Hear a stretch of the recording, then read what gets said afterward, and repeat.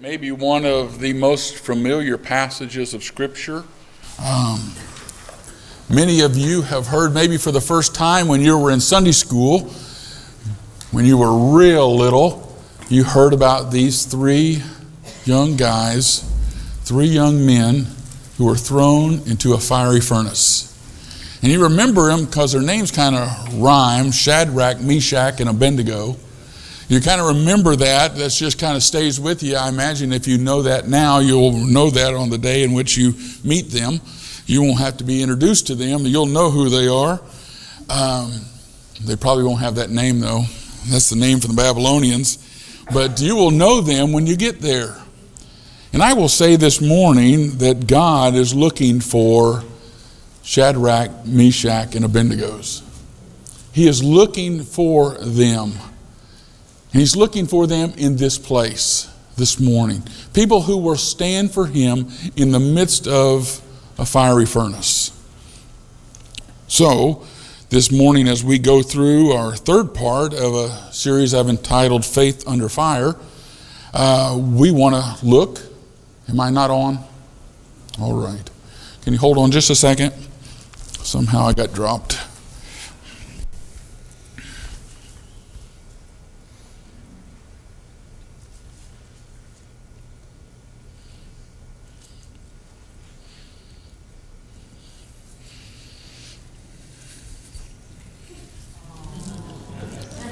That's not it.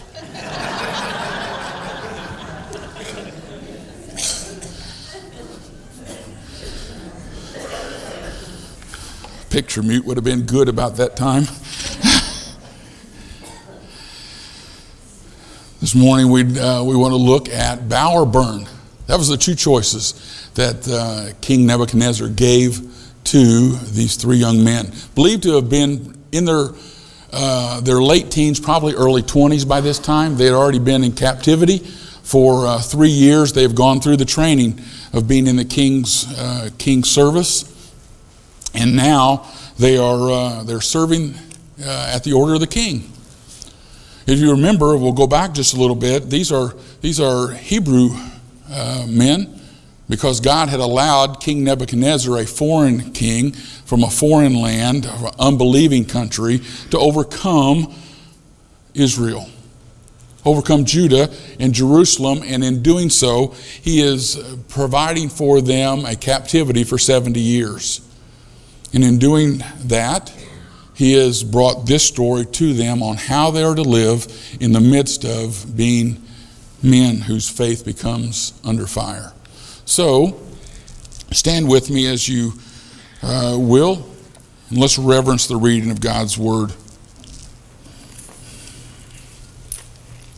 In chapter 3, King Nebuchadnezzar made an image of gold, 90 feet high and 9 feet wide, and set it up in the plain of Dura in the province of Babylon. He then summoned the satraps, the prefects, the governors, the advisors, treasurers, judges, magistrates, and all other provincial officials to come to the dedication of the image that he had set up. So the satraps, the prefects, governors, advisors, treasurers, judges, magistrates, and all the provincial officials assembled for the dedication of the image that King Nebuchadnezzar had set up, and they stood before it. Then a herald loudly proclaimed, "This is what you are commanded to do, O peoples, nations, and men of every language. As soon as you hear the sound of the horn, flute, zither, lyre, harp, pipes, and all kinds of musical instruments, you must fall down and worship the image of gold that King Nebuchadnezzar has set up. And whoever does not fall down and worship immediately will be thrown into the blazing furnace."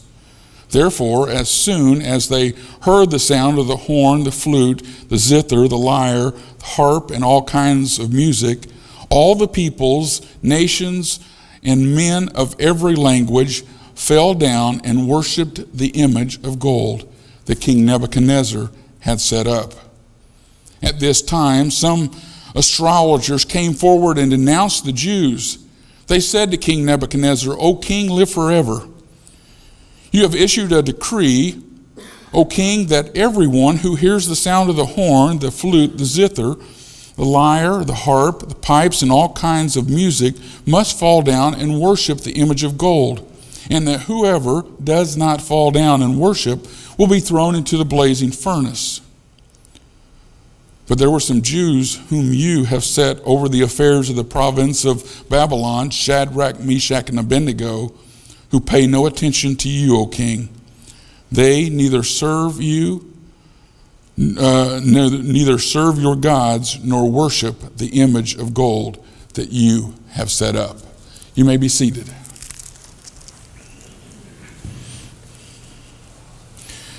An image of gold, 90 feet tall.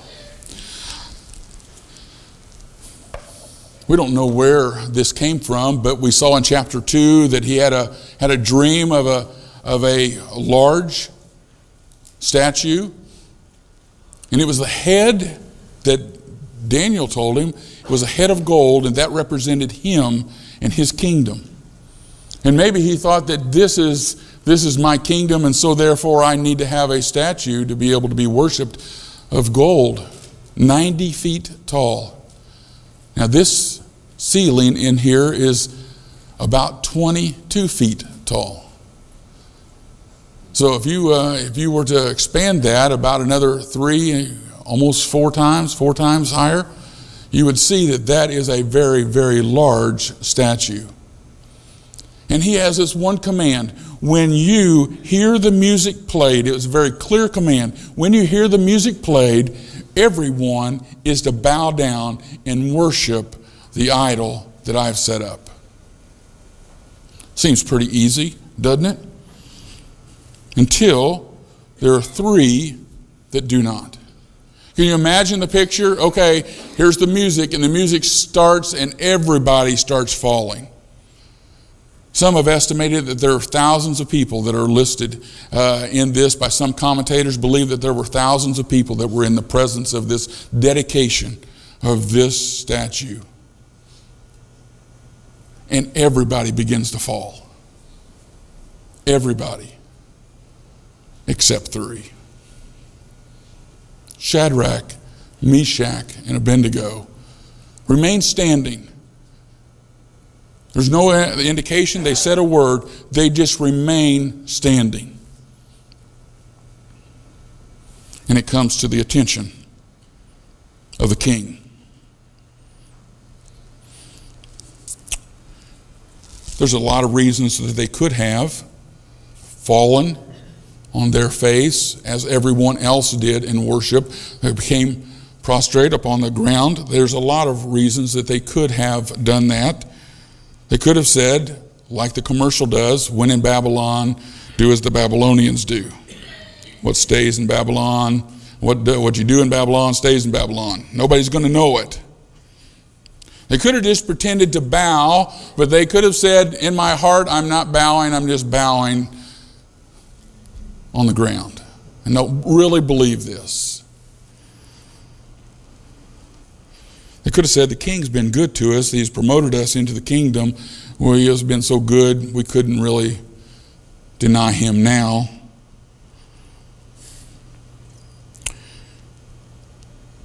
He could have said, we've been forced to bow against our will.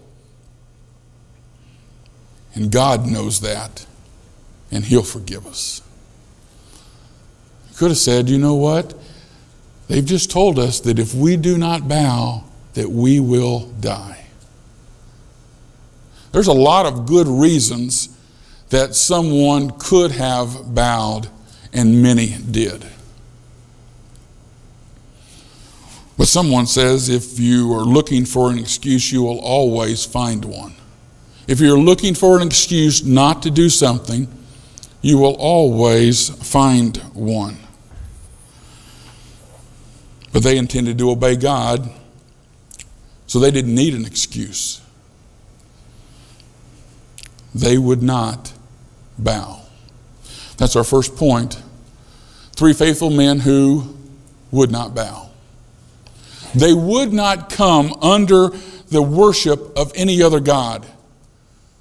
Said, we have one God and we are worshiping him and him alone. We will not bow when the music is played.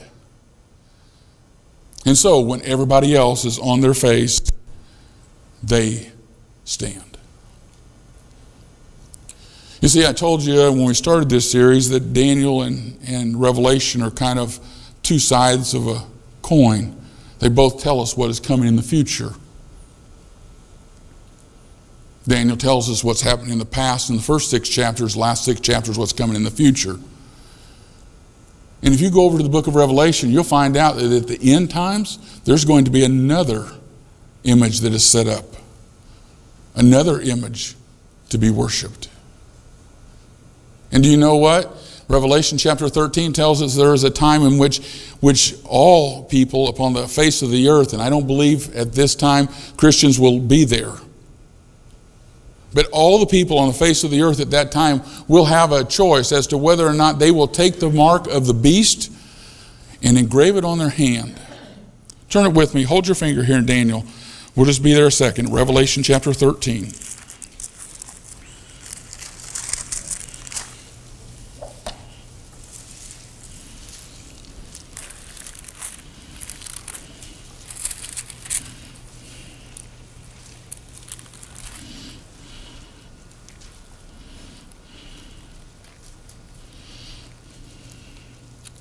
And in verse 11, then I saw another beast coming from the earth, had 2 horns like a lamb, but it spoke like a dragon.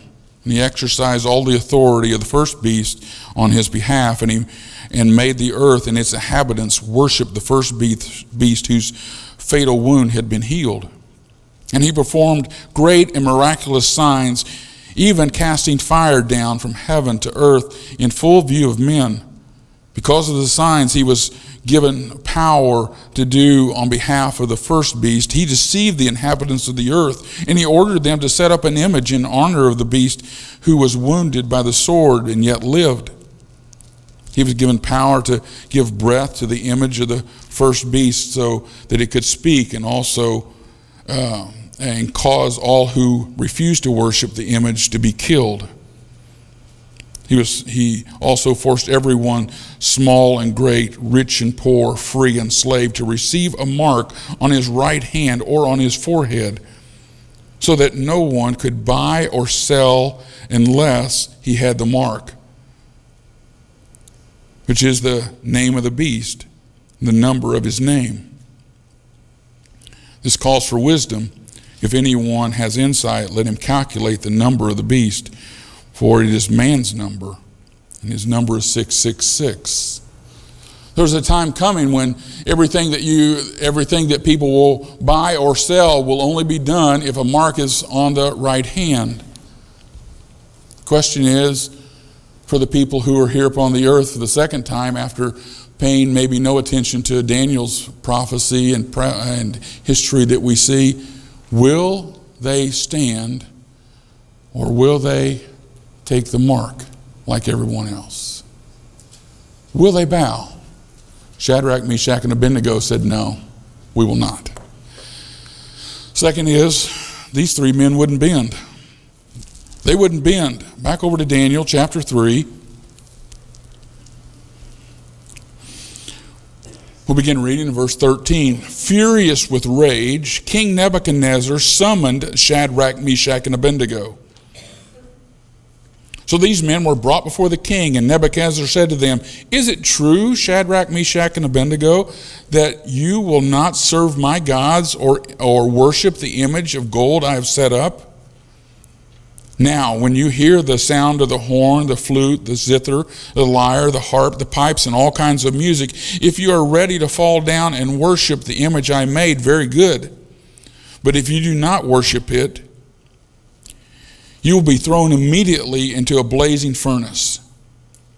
Then what God will be able to rescue you from my hand? Wow.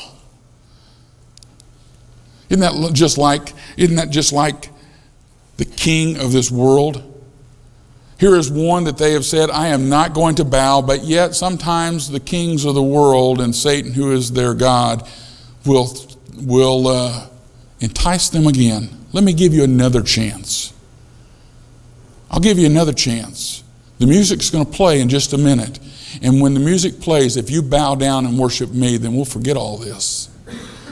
But if you do not, I'm going to throw you into a fiery furnace. Now, Jeremiah chapter 29 tells us that King Nebuchadnezzar was not idle in his threats. King Nebuchadnezzar had thrown people into the fiery furnace. It was his way of being able to have control over people. And God had prophesied that just as the false prophets were thrown into the fiery furnace, so many of the people now in captivity were going to be thrown into this furnace.